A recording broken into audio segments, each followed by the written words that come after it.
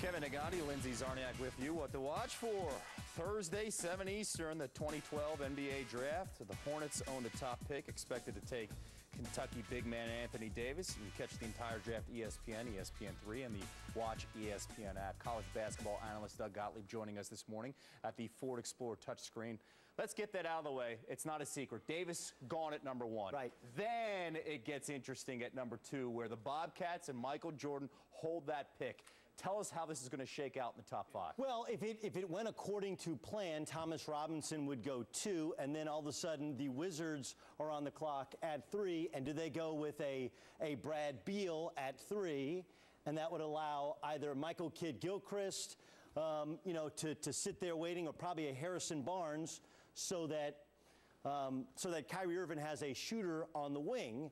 And then Michael Kidd-Gilchrist possibly falls all the way to the Sacramento Kings. But I actually think that if you read some of the palaver, some of the conversations going on out there, the Cleveland Cavaliers were so impressed by Brad Beal, as am I, that they would like to make a trade so that they can move up and take Brad Beal ahead of the Washington Wizards. That would allow Thomas Robinson to fall from 2 to 3. The Bobcats would still get their Tar Heel, in addition to getting extra picks, and Harrison Barnes would land at 4.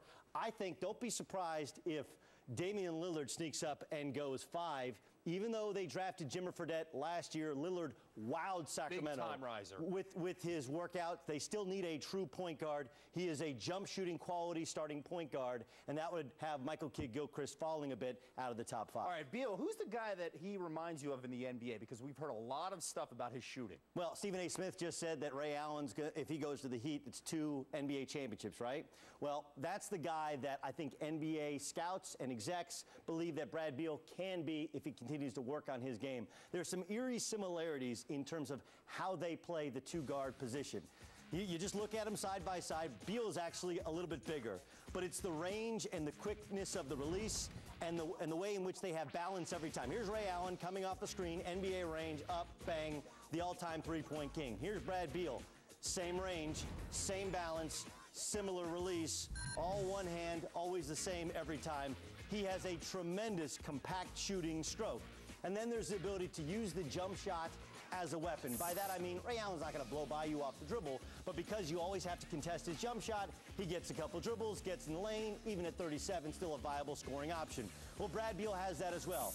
He can go off the dribble, off a ball screen, but also uses that jump shot as a weapon to pump fake, get in the lane, and create. And here's where Brad Beal, frankly, is far better than Ray Allen, not just now, but maybe at any point in his career. Watch Beal, makes the turnover, and then chases down the defender, a little LeBron James-type effort, recovering from an offensive mistake to the defensive end.